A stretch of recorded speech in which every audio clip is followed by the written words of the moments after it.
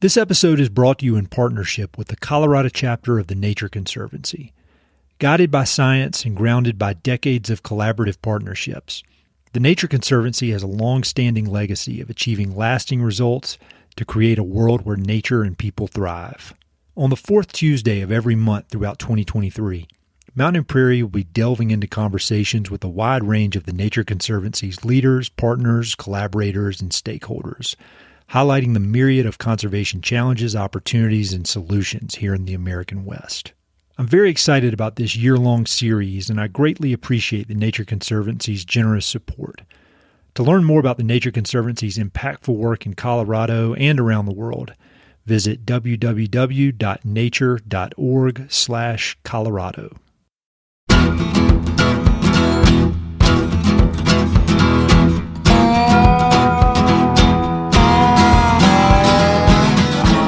This is the Mountain Prairie Podcast. I'm Ed Robertson. My guest today is Carlos Fernández. Carlos is the Colorado State Director of the Nature Conservancy, one of the most effective conservation organizations in the American West and around the globe. You probably remember Carlos from our first conversation back in August of 2020, in which we discussed his inspiring career trajectory, the importance of collaborative conservation partnerships, and several of TNC's cutting-edge initiatives throughout the West. When we recorded that first episode, we were in the very early stages of the pandemic, a time marked by unprecedented uncertainty in almost every aspect of life. When we recorded today's episode, nearly 2.5 years after that first conversation, the worst of the pandemic is now behind us. Carlos was able to look back on that trying period with some perspective, discussing the many challenges and opportunities that arose from such a difficult few years. This conversation is a case study of how critical work can be produced during challenging times, and how optimism, focus, and old-fashioned teamwork can lead to lasting outcomes.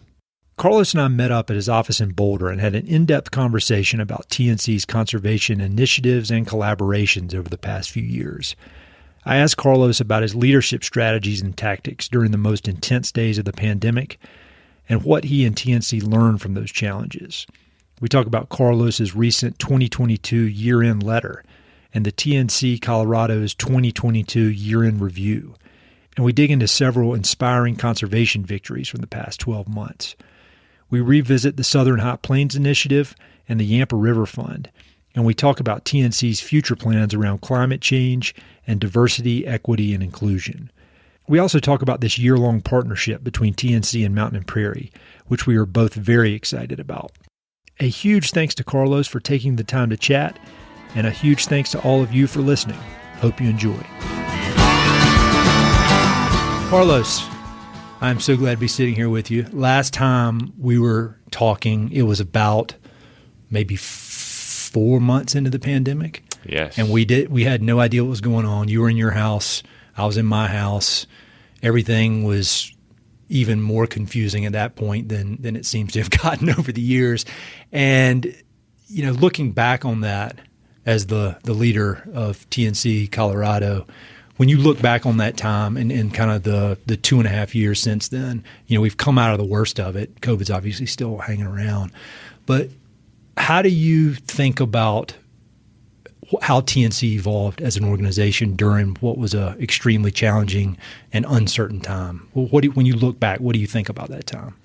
Yeah, thank you, Ed, and what a pleasure. And I do remember that conversation very well. It was a great conversation. I'm a big fan of yours and Mountain Prairie, so I appreciate that very much.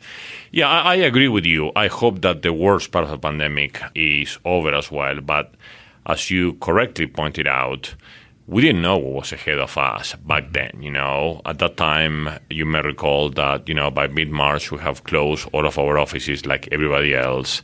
Each of us were working remotely. Not only there were no vaccines, but also a lot of our work is actually in the field and connecting with people and in person. And so our efforts back then were, number one, how to keep our own staff safe and partners and board members and supporters and how to still move forward with really important work and how to do it in a way that we can still, you know, manage and expose people to that important work. And so you may also recall that even 3 or 4 months into a pandemic, that's when we signed, the transfer of Fisher's Peak.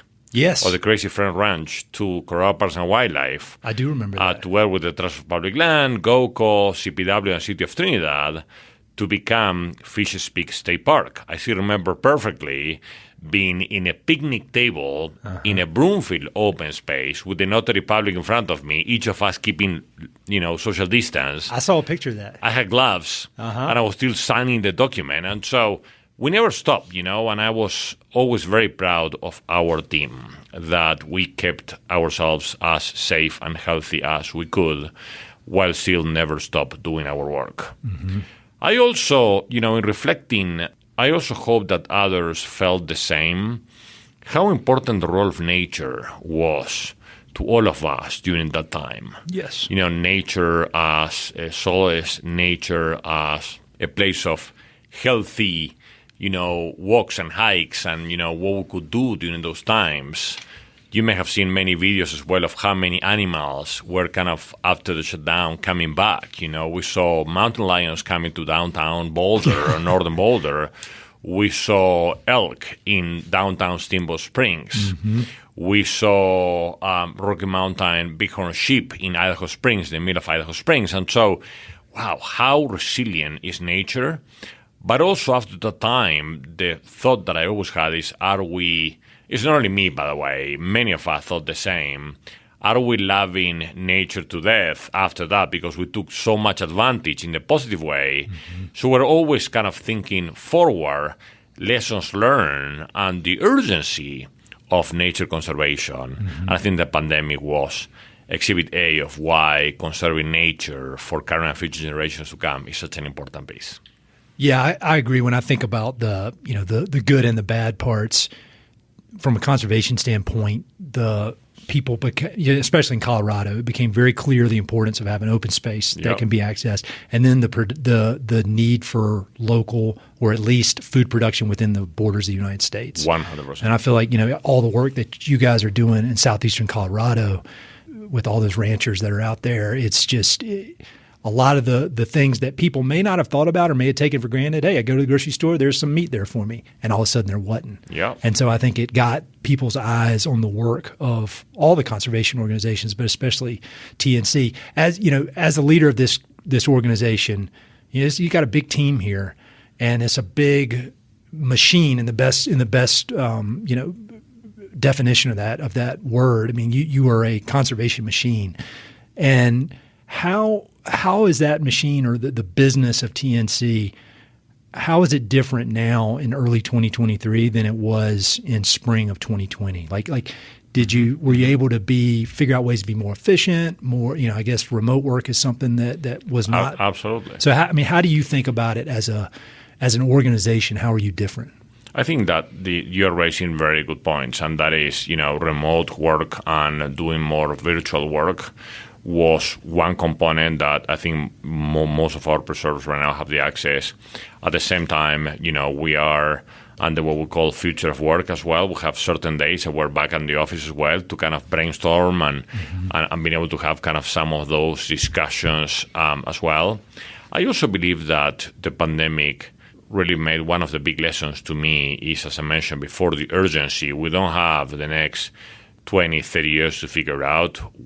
We, as a science-based organization, are very committed to this decade and making a difference in this decade. Yes. And yes, a pandemic is one, but it also told us about the importance of communicated and really kind of cohesive work at the local, regional, national, global level to tackle big things like climate change, which are so important. And so if you ask me, our work from that moment to right now, our goals are bigger, larger, more ambitious, urgent as well, beyond the borders. As you know, in the case of the Southern Plains Initiative, Colorado, New Mexico, Kansas, Texas, and Oklahoma, all of us working together to conserve 71 million acres in the next 10 years.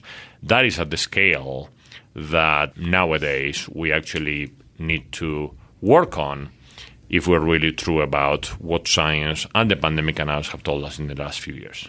Can you talk just brief bit about the Southern Plains Initiative? Because I think that's really interesting. We could spend 3 hours just talking about that. But I think, say somebody who's listening to this in New York, and when they think of Colorado, they think of the Rocky Mountains and the big ski resort areas and that kind of stuff.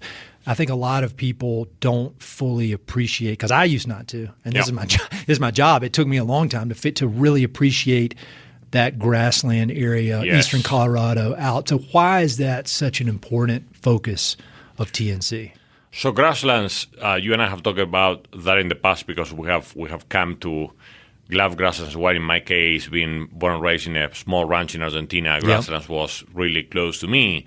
But the reality is grasslands is the less protected, most fragmented habitat type on Earth. Mm-hmm. And there are no many places all over the world that you can actually identify, and certainly not in the U.S., a big patch of 71 million acres of grasslands that we can have really a large partnership of these 5 states to work together. And this is not only the Nature Conservancy, it's the Nature Conservancy partners, NRCS, private funding, public funding, large, small, and medium ranches working with strategies of private lands conservation, sustainable grazing, regenerative ag, water conservation, as well as what are the unique things that, but for this coordinated effort between all those 5 states, we would go back to the Dust Bowl areas again without really kind of focusing on that effort as well. That's what makes of this a very unique effort as well, and something that we are very excited about. Well, in our first podcast interview, I encourage people to go back to listen to that because you mentioned the partnerships, and I feel like TNC in itself obviously does great work, but I feel like one thing that is so admirable about the way y'all do work, and it's so effective, is you're such a great partner, and you bring people together, and you bring together all these different organizations from the federal government to smaller local land trusts, and I feel like for all the expertise and science, just straight up intellectual horsepower that you have in this building, one of your greatest skills is bringing together the right partners for the right place, whether it's grasslands, whether it's Fisher Peak, the list goes on and on. So people need to go back, because I looked at that old episode and it was called The Power of Partnerships, because when I think of you and I think of TNC, that's the first thing that comes to mind. Well, thank you. I appreciate that. And I think it's really key, as we discussed before, this old African proverb that says if you're going to go fast, go alone. If you go to go further, go together. Mm-hmm. And there's no way to achieve those goals as, to do it with partners. Mm-hmm. And, I think the important thing is not only to do it with partners, it's actually to kind of broaden the table into some of those discussions, So the what in our conservation work is, in my mind, as important as the who do we have around the table. And so it's not one without the other will not really work, Mm-hmm. So I that is something that we have in mind and we're all very excited about. The timing of this conversation is great for a lot of reasons. One is that just recently, maybe a few weeks ago, maybe a month ago, you released your 2022 impact report with your year-end letter. And I always love looking at that. I'll have a link to it in the episode notes so people can look at it, because it really just hammers home the impact that y'all are having, both as a freestanding organization and then with all your partners across the board. And one of the things that struck my eye, kind of untrained eye, is in your letter that opens it up. You talk a lot about climate change, which is no surprise, but then you talk about a lot of the kind of underrepresented, underprivileged groups of people that are so negatively affected by climate change. And I mean, I kind of lived that growing up, because in the area of eastern North Carolina where I lived, there's this one town that's right across the river, and it's an extremely poor town. It's probably the poorest town in the poorest county in mm-hmm. North Carolina. Mm-hmm. And every time a hurricane come through, and the hurricanes got worse and worse and worse, this town would flood. And so I had a front row seat to seeing, my family, who luckily, has enough money to live on, really like looking across the river into this community that's been devastated by these terrible storms. And it seems a lot more of a socioeconomic thing than a weather thing. Yeah. And so can you talk about how you and TNC became focused on that as an important thing for this organization to put its power behind? Yeah, thank you for that question, Ed. You know, as you correctly said, climate, being a science-based organization, climate is the most important threat to nature, to our planet as well. And, you know, living in Colorado, we have seen and still experience, and not only in Colorado, in the West, you know, a very mega drought for several years. The discussion is, well, is this a mega drought or is this kind of, you know, the new status quo has baseline, come, you know. At the same time, we're all seeing the news of what's going on in California at the same time as well, and mega wildfires and, you know, heat. How many days a year we have, you know, days above 90 degrees. And so this is not something that science says and then we report. This is something that we are experiencing. And as you correctly said, underrepresented communities not only will experience it firsthand, but also they will be one of the first communities to get impacted by this. And so in our strategic plan, those are the two pillars, climate change being one of them, and the second pillar is our diversity, equity, inclusion, and justice approach as well. And so I am very proud of the fact that we have the strong science approach, but I'm also very proud that 80% of our staff raise their hand to say, I would like to be part of this diversity, equity, and inclusion work as well for the Nature Conservancy in Colorado, because we are aware and we are committed, as I was mentioning before, that what we do, unless, you know, we have more people and the right people on the table as well, every time will become less relevant. Yes. Let me share with you a few examples. If you follow the Colorado demographics, the latest report have been saying that by 2040 or 2050, 1 in 4 families in Colorado will be a Latino family. Do we have in the conservation community the same level of representation of, you know, the Latino population being represented in decision making, in being at the table, and being impacted by, you know, conservation issues? I can tell you, as a Latino person leading, you know, the Nature Conservancy, that is not the case yet. But I'm also very optimistic. I think we are in the way of hopefully being able to do that.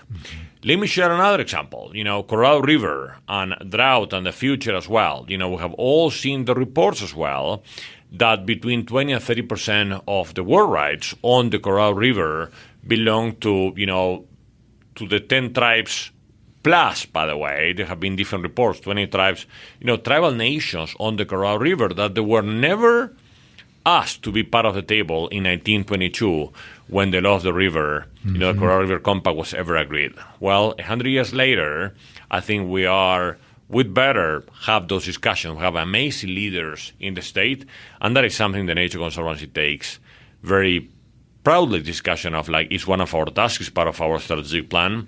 I'm also very honored that as of 1922, we have a tribal leader from the Southern Ute tribe in our board of trustees. And as of 2023, we have a representative from the Mountain Ute tribe in our board of trustees as well. And so these are concrete next steps that we are talking about as part of our diversity, equity, inclusion, justice plan. That's really great to hear. And we'll talk more about this podcast series that we're working on. But I would imagine over the course of 2023, we can get somebody on the podcast to really go deep on that. Because that would be really important. I'm just selfishly, I would love to hear more about that. One of the things that I've always admired about TNC is your ability to tell stories in a very compelling and interesting way. Because I think if I've had one personal kind of gripe with private land conservation, it seems that nobody has really figured out a way to tell these stories at scale in a compelling way that gets people locked in. I think the public lands groups, starting in probably about 2016, really figured out a way to tell these stories compelling. And you see people wearing public landowner T-shirts and all that kind of stuff. And so I feel like they set a great kind of trajectory for that. But TNC, I feel like everything from the annual the impact report we were just discussing to your website to some of the films that you guys make across the board. How do you think about storytelling as an important part of conservation? Because I feel like unless you can bring in new people, we're all kind of talking to ourselves, and I feel like storytelling is the way to do that. tell me if you disagree. But no, I don't. And thank you for your kind words. And thank you, particularly coming from you, who you are one of the best storytellers that I know as well, and I admire and respect. And so, you're telling the stories. I'm just asking questions. No, it has been great always. And so, yeah, I fully agree with you. And, as you have said many times and we have read, stories stick. And so the reality is, as a science-based organization, we do have a lot of data, but just throwing the data without really kind of telling the story of why it matters, why this is important to you, to me, to, your kids and my daughter, why this will impact, all of us and what can we do. I don't think that is relevant, that will stick as well. And if we are trying to, have a broader tent and being able to kind of reach different audiences and generations, I think telling stories is the way to go. That is really important. I also believe that, keep thinking about what would be the best way of telling those stories, who to engage, where's the best outlets. I think that is really key as well. So we at the Nature Conservancy in Colorado, the Nature Conservancy in general is very committed to that as well. And as our chief scientist, Catherine Hayhoe, always says, the best thing to do about climate change or our issues is to talk about it. Yeah. And unfortunately, not always happens. And so telling stories and talking about it is really important for our conservation work.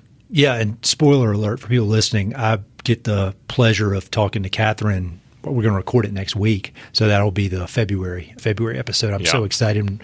We got a copy of her book right here. So, I mean, that's a powerful tool there, that book, I mean, that's just she's a talented storyteller. And I'm always impressed when really, really smart, kind of data-driven scientific people are also able to tell these great stories. Because, sometimes like engineers, for example, they're really, really smart, but there's always a guy at the engineering firm whose job is to translate from the engineers to the customers. Absolutely, yeah. But, I feel like you guys are operating in this sweet spot. So. Well, and it's a section. Thank you for saying that. I look forward to listening to that podcast, and I'm very grateful for you and for Catherine to do that. And, as you know from her book, there's actually a section talking about data and how sometimes if you only throw data to people without really kind of telling the stories, sometimes you're not going your best, direction, or it actually may not help. Yeah. And so, as a really powerful scientist like she is, an amazing storyteller, for her to say that with data, to prove that storytelling, I think is just once again reaffirming of what we're discussing about. I got another question about your brain and how it works. So you're sitting here at this office, and there's so many different challenges. I don't want to call them problems, but in conservation, there are so many different things that you could spend your whole career working on, whether it's the amount of people that are moving into Colorado and the population growth, or the massive deal of climate change, or you could even just drill down to water rights in the San Luis Valley, and you could spend your whole career doing that. So as you have this, or kind of the captain of the ship of all these super, super smart people, how do you figure out what needs to be focused on? Because I would think it should just be so many, it's the paradox of choice or whatever. There are just so many things that you could spend a lot of resources on, a lot of time, and make significant impact, really do a lot of good. Yeah. But how do you choose what you're going to work on? Yeah, thank you for that question. And I think it's a constant work in progress. That's a short answer as well. I think we are honored and lucky to, being able to be a science-based organization. So science determines a lot of the work that we do. But yeah, as a state director, managing a team, I work with my leadership team and our staff in general, who I'm very proud to work with as well.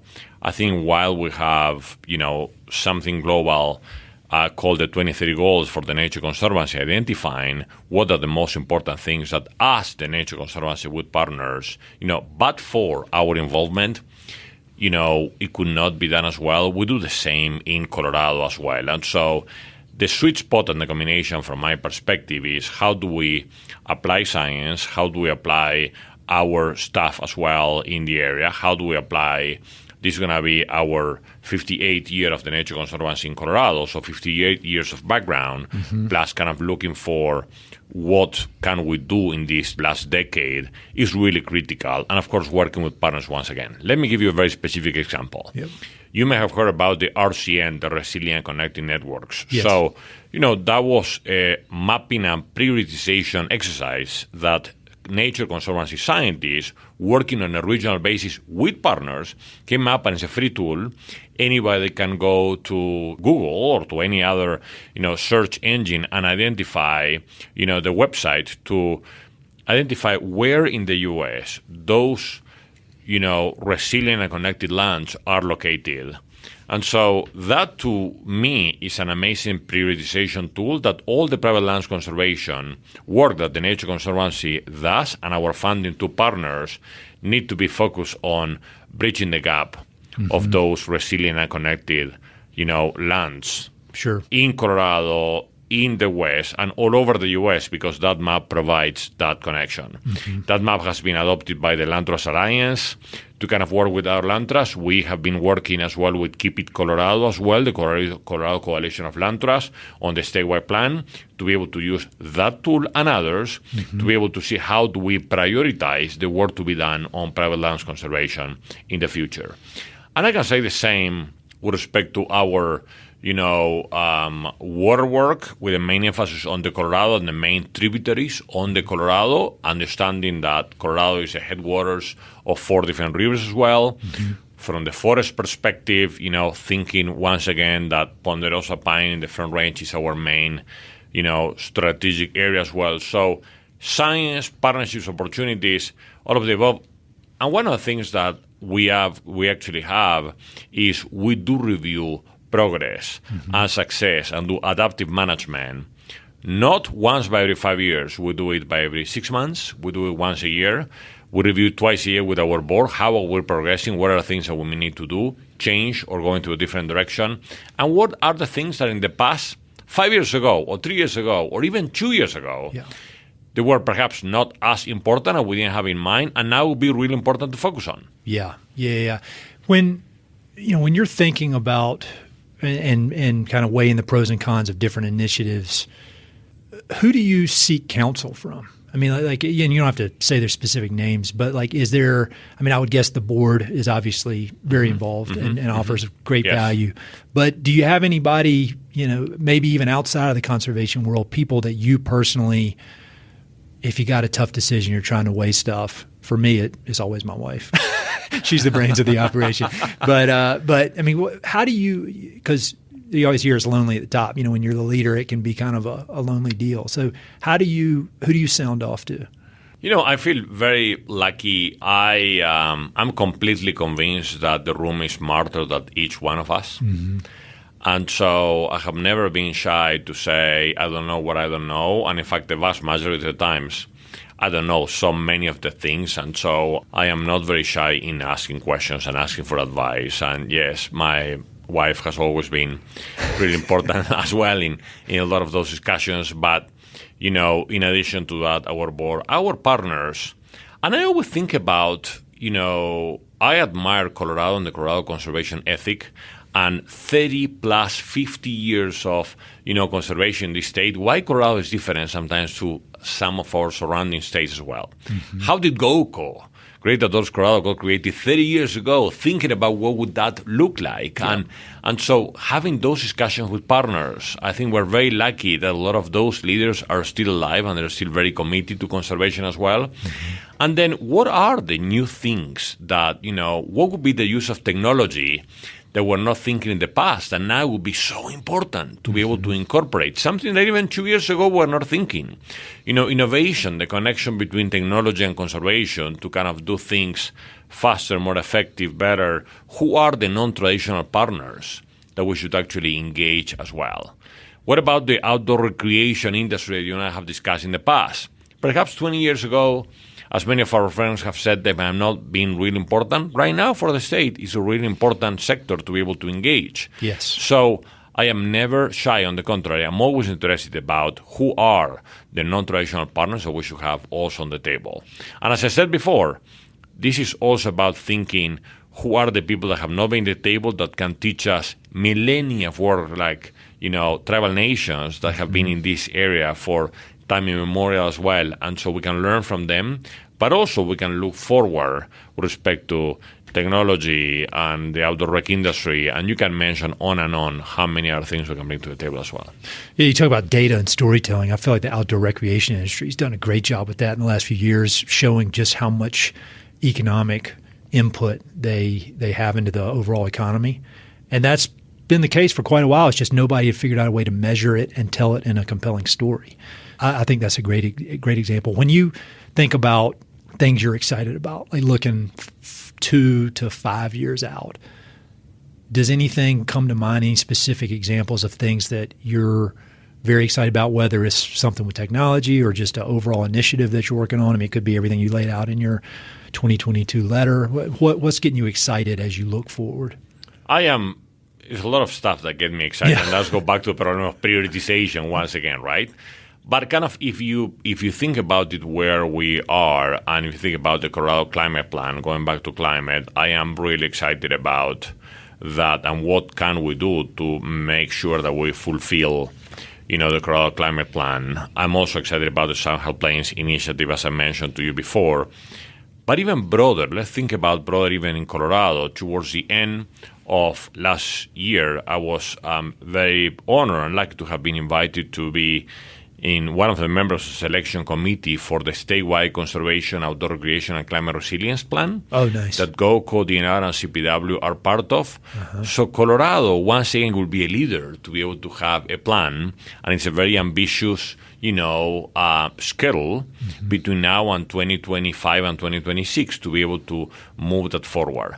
Being able to be part of that and support the consultants and support the group of partners working on that together is super exciting.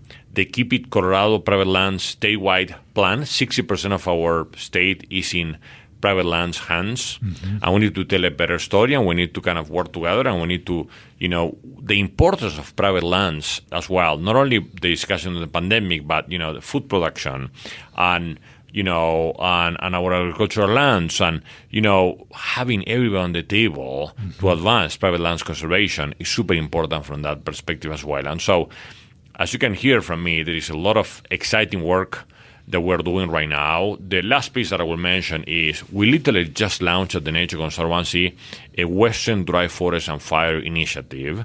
The position, just FYI, is out there, and the deadline to apply for the director of the Western Dry Forest and Fire Initiative is January 22nd. But the whole idea is we don't have time to be able to, each of us, just work in our backyards. So this is an effort to work with the entire West to advance our dry forest and fire, initiative and work as well. And I'm very, very excited about that as well, working with partners, both traditional and non-traditional, on how to tackle those issues. I was not aware of that. I'll put that in my weekly email too. I always try to put good, interesting jobs. That'd be maybe I should quit the podcast and apply for that. Please don't, by the way. And you can do both of them very well, by the way. One other question about all these opportunities. I would imagine that, information now flies so fast, and things can become very popular, like in the consciousness of society. Things pop up like this is the new magic bullet to solve problems. How do you, as a leader, figure out how to measure or evaluate what could come across as like, hey, this is the new thing. Everybody's doing it. TNC needs to get on board. How do you kind of slow down a minute and really evaluate? I would imagine a lot of it is in data. I mean, you guys operate in data, but how do you manage to not fall in with just whatever the newest trend is and kind of blaze your own trail? Yeah, I appreciate that. I think that's a great question and a difficult one, because how to, on the one hand, being able to make a difference, being able to be relevant and incorporate, new trends or new technologies or, new things, but at the same time just not kind of chase every single shiny object. That's what I wrote here on my notes, shiny. Yeah, because it's, it's easy sometimes to be able to do that. I do believe that, once again, it's being science-based and have a large perspective of partnerships throughout the state and, throughout the nation and globally. Working in 75 countries around the world is really important.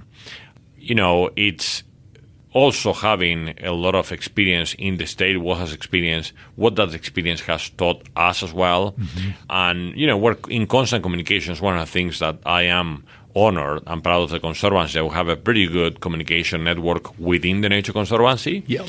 So if something happens in a certain area, I can try to reach out to my colleagues in Asia Pacific or in Latin America or within North America or the West and try to figure out, have you come across something like this, and what are the experiences that we have as well. I believe the opposite is also true. I am one of those leaders that are constantly reading. I wanted to meet people and learn about any of those trends as well, because some of those trends could be really important right now, and 2 years down the road might not be anymore, and we miss a great opportunity. So I don't want to be sitting in front of you, my boss, or my daughter, for that matter, saying, Dad, you had that opportunity and you missed it because you were just kind of thinking within your box. How do you think about TNC just in Colorado? I mean, I've been here now, I don't even know how long I've lived here now, 12, 13 years. And we were talking before we started recording, when I moved here, I knew one person professionally, and some specific people here at TNC were very nice to me and kind of welcomed me into Matt Moorhead specifically welcomed me into the conservation community, and that, one domino led to another, and now here we are. But what do you think of, you yourself as a leader? How do you think of TNC's role in the greater Colorado conservation community? Because you've got everybody from, you got TNC, you've got Trust for Public Land, you've got the Conservation Fund, you've got down to, some of the smallest, most specific focused regional land trust, and then everything in between. Yeah. Some focus on water, some focus just on conservation easements. When you think about the value that y'all bring to the overall community, what do you think? Where do you fit in? I think it's an excellent question. And, sometimes it's a critical question for us. I think that, just to give you the example, I am in the board of Keep It Colorado Coalition of Land Trusts.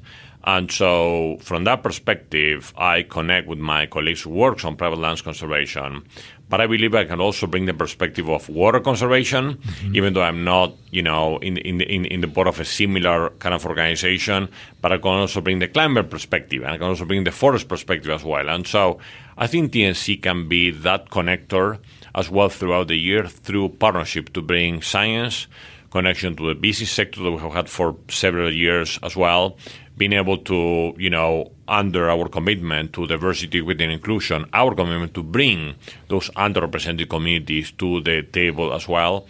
And I always ask our colleagues the same question, which is, we have opportunities almost every day coming to our desks. Please ask yourself about the but-for question. We need to make sure that but for the Nature Conservancy involvement, that program, that project, that strategy, that initiative doesn't get done. Yeah. Because sometimes this is something that a smaller land trust could be able to do better, faster, cheaper. That's awesome, by the way. And sometimes a different, more policy-related or policy-focused organization can do it better. And so what are the niches that we can bring to the table as well? And that is something that is in my mind, and I know it's in the mind of our leaders all the time when we choose what the niche for the Nature Conservancy would be. Yeah. And I also encourage people to be constantly thinking about that as well. And we do have a scientific methodology to review our strategic plan, as I was sharing with you earlier, twice a year, to be able to kind of go through as well, and we have Excel spreadsheets, et cetera, et cetera. But the reality is beyond the tools. It's more about our attitude as leaders that we should have the Nature Conservancy. We cannot be everywhere. Yep. And it's not the best use of our time or our funding. But there are a few things that the Nature Conservancy could really be an important, and that's the one that I encourage our leaders to keep thinking about. I always think about a conversation I had with Matt Moorhead at some point, and we were working on some project together, and I said, this is really cool that that we're, collaborating on this thing. He goes, Ed, this is the best way to do conservation. 100%. I mean, He said that the reason we are collaborating is because this is the most effective way to do it. It's the best way to do it, and that's why we're doing it. He's like, I love hanging out with you, and I love talking with you, but this is the path. And so I think that always stuck with me. And I can't think of many businesses or initiatives where that's not the case. If you can really be aligned and really have incentives aligned, that it goes back to your saying about being, traveling together versus solo. And the community discussion, a community conversation that you and I have had in the past, it's so important to make sure that whatever conservation project we are involved, we have the absolute buy-in and support of the community. And I think Fishers Peak and the city of Trinidad is a great example of that. Mm-hmm. Mayor Rico in Trinidad, not only, he didn't kind of step into the laurels to say, that's great, now we have a state plan, a state park, and this is where we are. I met with him last September. Mm-hmm. We had our board meeting with all these other states on the House and Place Initiative. And I was talking to him before he did his public remark, and he was sharing with me how many deals he already has on the table that has been excited as a consequence of Fishers Peak to keep making that as well. And, our team keeps working with New Mexico with an acquisition in New Mexico to hopefully be able to connect both Colorado and New Mexico as well on Raton Pass. And so, again, that community development and that community engagement is super important as well. And again, involving the underrepresented communities in that discussion, also pretty key.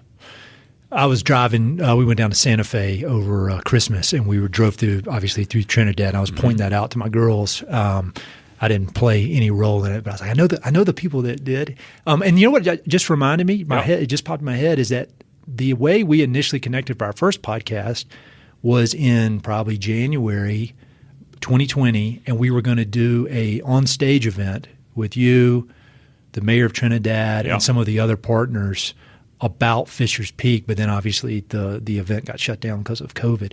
We should redo that at some point. We should redo that, and we should also, invite people and bring your family around, because I think it's over 30% of the park has already been open to the public. Uh-huh. So nothing better than do any of those podcasts perhaps after going for a walk or a bike ride. Yeah. Some of those trails and kind of seeing, what special those places are. Yeah. And if you're on top of Fishers Peak and being able to kind of see the connection to New Mexico and the wildlife corridors and so much exciting work happening, I think this is part of the excitement of our work, that we can touch and see and walk in a lot of our conservation outcomes. We'll talk more about this at some point in the future, but for people who aren't familiar with Fishers Peak, it was a privately owned ranch. It was on the market for sale, and the Colorado conservation community came together and purchased it and turned it into a state park. And it very well could have been a massive housing development.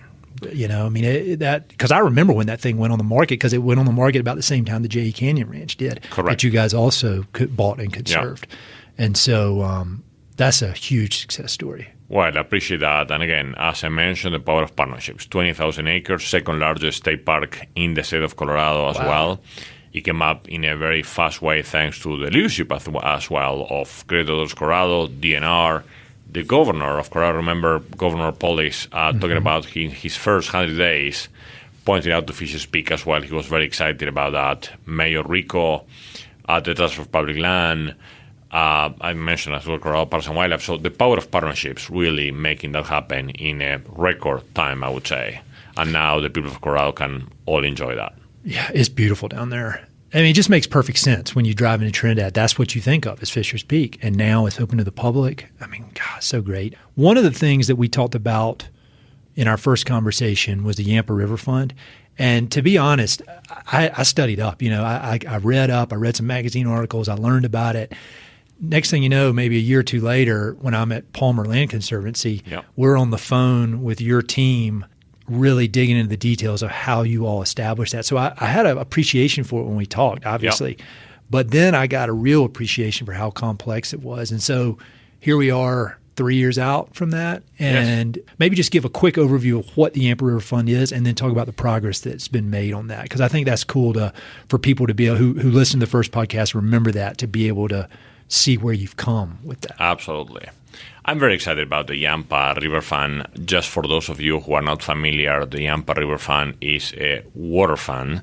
So it's a legal and financial mechanism by which the Nature Conservancy and partners launched that 3 years ago. And the whole idea was to raise around $5 million to be able to create this grant-making mechanism. The $5 million stay at the Yampa Valley Community Foundation. They're not kept at the Nature Conservancy. And there is an RFP that disburses those funds as well, around $500,000 a year, get disbursed as well into three main areas. Upgrade all agricultural infrastructure, leaving more water on the river, kind of the in-stream flows, and also repairing areas. I have been really amazed and surprised that even though it was a 5-year commitment, in 3 years we have already surpassed, and raised $5.3 million in 3 years as well. Once again, the community came up in such a strong way. Yampa Valley Community Foundation, the Steamboat Sea Company, literally wrote like a $500,000 check, one of the largest checks they have written in the area to be able to support this as well. Great partner of ours as well. Yep. We have an anonymous donor coming up with $2 million to create this kind of match and launch as well. We did a launching event at Big Agnes nice. as well. And so when you see a lot of that, it's just super exciting to see what actually happened.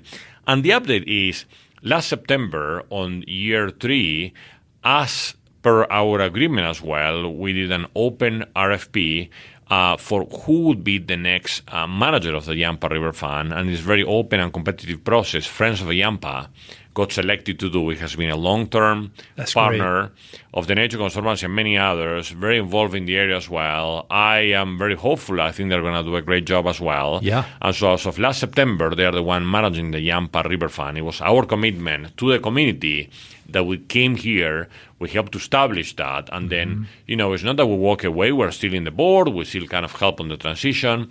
Our colleague Andy Bauer has been managing that for the first 3 years, and now he still plays a very important role on bringing the business community as well. So I think it's a fascinating and good story kind of to tell. And I will tell you something else that also makes me very happy to hear, and that is not only how has this been progressing in a very positive way, but also the fact that now we have folks on the Eagle River, and on the San Juan, and on the San Miguel River approaching us to say, what can we do to launch another Yampa River Fund? That's what I was doing. Jurisdiction. That's exactly what I was doing. I think this is great. Yeah. I think that is fantastic. That's what you want. That's exactly what we want. And so come the Nature Conservancy, once again, how do you prioritize? I'd say, what are the things that, but for the Nature Conservancy, we don't need to be exactly the same way as the Yampa River Fund, kind of setting that up and, managing for the first 3 years. Perhaps we can do transfer know-how and kind of that's a conversation we're having with some folks on the Eagle River, for example. Andy Bauer and Diana Lane and our team have been advising them, pros and cons, and Nancy Smith. And so, if we can do something like this, and our work in Telluride on the San Miguel River with the Telluride Foundation, being able to have a conversation about the role of community foundations, similar to Yampa Valley Community Foundation. For Telluride, what can we do?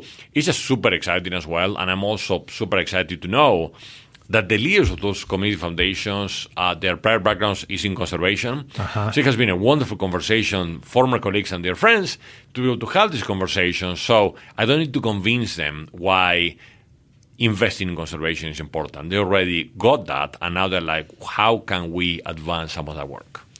That's something I've just recently, in the last few years, really zoned in on to appreciate is the ability to replicate projects. I mean, obviously, everything y'all did for the Yampa is great. And if that was it, it'd be a victory. But the fact that all these other groups, myself included, when I was still at Palmer, want to replicate what you guys did, I mean, that's the best. That's the best investment of philanthropy that I can imagine. I cannot agree more with you. And the same thing for our things, the best investment of science, philanthropy, of partnership, of people's times. I mean, look, it's a big work, and this is kind of all hands on deck.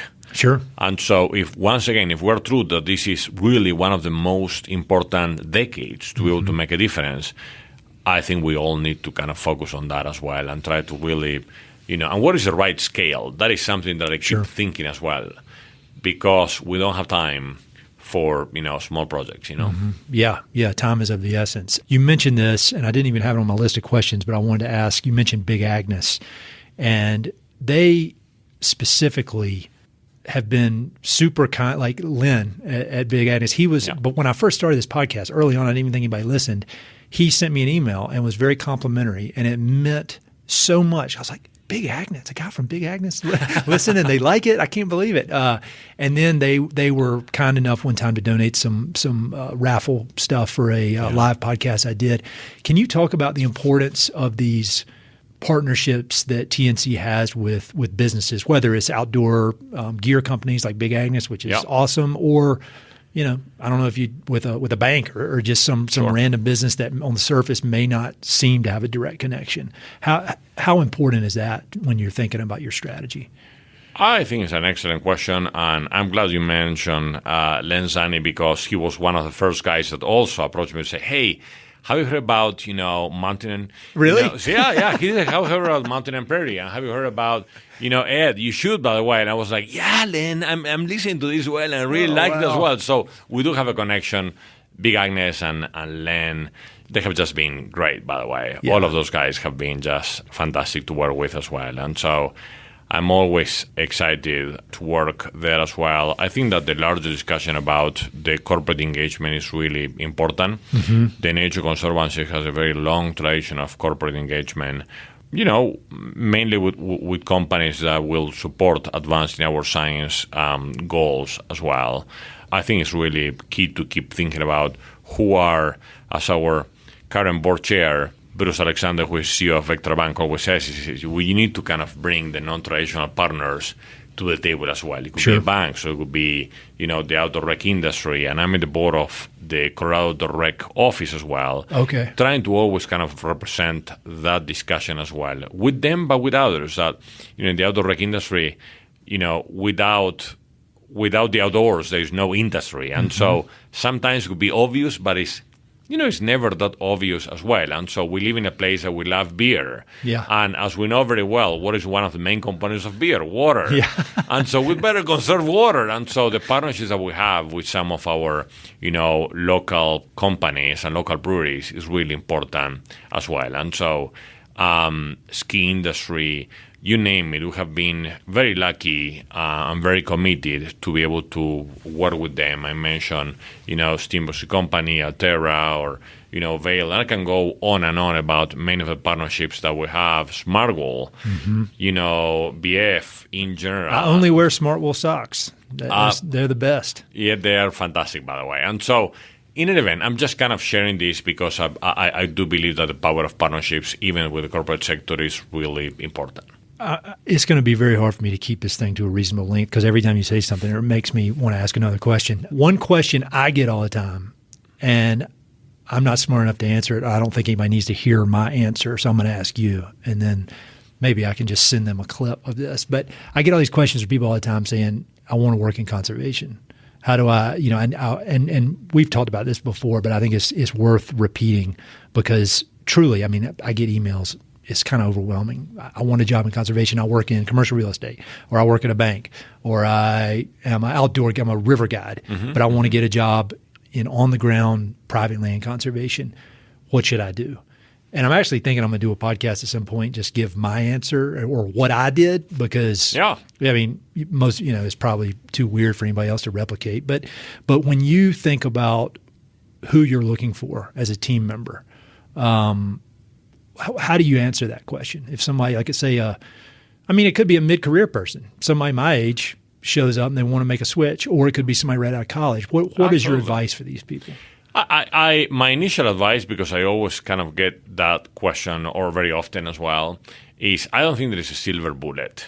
I have heard several times your story, how you thought about it, what was your background as well, how you brought your finance or real estate background into kind of start to connect into that space as well. My background as a lawyer, I was working in corporate law firms, so I was not really at that time kind of thinking as well, even though conservation at the outdoors was kind of a passion of mine. So I'm not sure there is one single answer. What I would tell you is, I think talking to people and communicating and trying to kind of have a broader perspective of what do you want to do in that conservation space would actually be really important. Yep. And I will also tell you that, similar to what we have discussed in the past with respect to the level of urgency, there is a lot of conservation needs right now as well. And so, we have a few job postings right now for a conservation coordinator. Anybody interested at the Nature Conservancy, you should go to nature.org/careers. Yep. 100% of all of our jobs are there. But there are many other job posts as well. I came up very recent to the Next 100 Coalition Colorado. Yep. Job posts as well. It's awesome. And there are many others that we can kind of keep thinking as well. But, just take a look at that and then, identify at the very beginning from the broader perspective, what else do you want to go? And you can be private lands conservation, but you can work on water conservation, you can work on climate and climate policy, you can bring your financial background, your transactional background, you can actually be a scientist as well. And the Nature Conservancy, we need a little bit all of the above, Yes. And so we have hired fundraisers, we hire amazing, social media colleagues as well that moved from California to join the Nature Conservancy in Colorado. We're so proud of Alexa Garcia as well. She's amazing. And so the point is, I'm not sure there's only one single answer. I think that just be committed and curious and we need you is the answer. Don't give up. And I think we need all hands on deck. We have a very big task. I agree with all that. I think that's a very wise answer. So I'm sitting here, we're talking, and I'm so excited because we are going to be doing a episode every month that's in partnership with the Nature Conservancy. We will talk to some folks within Nature Conservancy, talk to some of your partners. We're really going to just kind of see where it goes and figure out what are the most interesting conversations we can have that add a lot of value to the people that are listening. Why did you agree when I asked you about this idea? Why didn't you just say, forget my number, Ed. Don't call me back. We're not doing that. That's crazy. No, we never do that. And I don't do that with anybody. On the contrary, I think that, I always kind of answer and as soon as I can, people. You do. And for as busy as you are so responsive. It's amazing. I need to take lessons from you for email. No, I enjoy doing it and we all learn from each other. But, I have been a big fan of yours and to me it is an honor. I'm super excited about the partnership and the work that we're going to be doing together because from my perspective, if you think about it, once again, the power of storytelling. You are great in what you do as well. The power of having a conversation with people. It is very easy to just read the news every day and get completely negative about, stuff that actually happen and, how big the challenge is and how large the problem.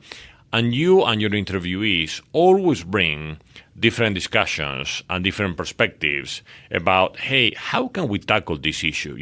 The worst thing that we can do is not do anything. The inactivity is the worst enemy of anything that we're trying to do. And so being able to have the power of ideas and the power of conversations and the idea of talking about it is really important. And so from our perspective, being able to identify our own staff within Colorado, large organization like the upcoming conversation with our chief scientist, Catherine Hayhoe, partners, I think that would be just great. And I am looking forward to partnering with you and, of course, to listen to all of them as well. Well, I appreciate the opportunity, just completely selfishly, the fact that I get to talk with all these great people that are so motivated to make the world better. I mean, it's made my life so much better, I wish I could somehow take my pulse of my overall attitude 7 years ago, just before I started this thing, and now, because getting to have these conversations with people that are optimistic but realistic and action oriented,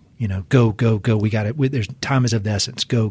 It's improved my life. So selfishly, I just appreciate it. And the impact that you are having on others, I remember quite recently the interview you did with Rick Ridgway. Oh, yeah. And, that was awesome. Yeah. And, when he talks about, I think it was like 7 or 8 years old when the cover of like National Geographic of what actually happened. And then one day he was kind of in that cover as well. And how that impact you and me and many people in our generation and others, by the way. Mm-hmm. That's the hope of this, by the way. That is, in addition to, in my case, having an amazing conversation with you, someone that I enjoy and respect a lot, is actually how can we, use the power of these stories and podcasts to expand that as well. And also listen. Listen, yes. Being able to get the feedback, I think is so important. You're doing such a great job on that. And I also enjoy not only the podcast, but, good news from the American West as well. I really, always kind of the positive news that you bring as well is also very important and key for our work. Well, I appreciate it. I used to, when people would say nice things like that, I'd argue with them and try to explain why I don't know what I'm doing. But now I just say thank you. So thank you. 2 more questions. We're always talking about books. Whenever I talk to you, we discuss books. Have you read any good ones recently?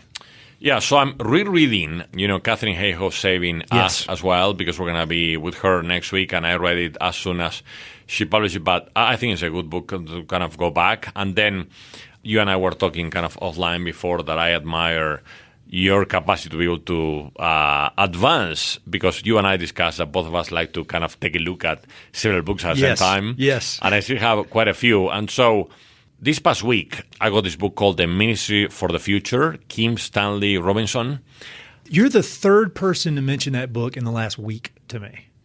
One of the subtitles is the best science fiction, non-fiction novel I have ever read. I'd never heard of it. And now so many people I respect have told me, 3 different people. All right, I need to read it. I literally just started late last week, so I'm not very advanced in the book, but I'm really enjoying it as well. The first time that I heard about it was one of President Barack Obama's favorite books of the year. Was it? Okay. And then our state senator, Michael Bennett, mentioned the book. And then recently, publicly as well, Joe Nagus, our House representative for I met him. Colorado. Yeah. He's great. He also said, hey, I'm reading. And so another friend kind of gave it to me as a gift. I was like, wow, this is the same to you. 3rd person or 4th person I've heard about this. And it's a really good book. So I'm enjoying it. All right, and I rarely read fiction. I'm with you, by the way, because there's so many other things to read that why should I?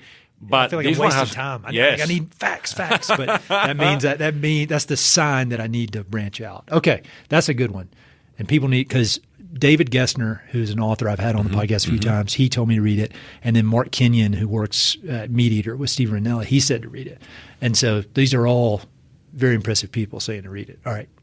Noted. It'll be in the episode notes. Last question for you. You've just got so much going on. You've imparted so much wisdom during this conversation. Any kind of final thoughts, final words of wisdom, anything you want to leave us with? Thank you, Ed, for that. And I thank you for the opportunity and for the commitment that you have as well on this. I am just very grateful for us to be able to do this, to talk about it, to expand, and I look forward to hearing feedback. This is, as you and I discussed, kind of an experiment for us as one. It's a positive and good experiment that we're super excited as well. There's truly no better time than today. We do need urgent action as well. And so listening to this, joining the Nature Conservancy or any other conservation or environmental organization to focus on the future of our planet. Yesterday was too late, and if we don't plan ahead, tomorrow will be here before we know it. And so I look forward to having a continuous conversation and to continue listening. I'm very excited about their work, so thank you for the opportunity. Well, thank you for your time. I love chatting with you, both recording it and not recording it, and so I look forward to many more great conversations. Thank you. Thank you. Hey, it's Ed again. Thanks so much for listening to the podcast. I know your time is valuable, so it means the world that you spend it listening. If you want to support the podcast and help it to continue to spread and grow, there are a few ways you can help. Number 1, pass it along to a friend or share it on social media. Word of mouth recommendations are the most powerful way for ideas to spread, so I'd love it if you could share the podcast with a few pals who might enjoy it. Number 2, you can go to Apple Podcasts and give it a 5-star review. Good reviews encourage the Apple overlords to suggest the podcast to others. So there's a link in the notes if you'd be so kind as to give it 5 stars. Number 3, you can support the podcast financially via Patreon, and there are exclusive benefits for those who do, including a monthly behind-the-scenes newsletter, Mountain Prairie stickers, live and recorded video chats with podcast guests, and much more. Number 4, I've also got 2 emails that I send out. The first is my weekly email called Good News from the American West, which I send out every Wednesday. It's only positive news, something we can all use a little more of these days. And my other email is my bi-monthly book recommendations email.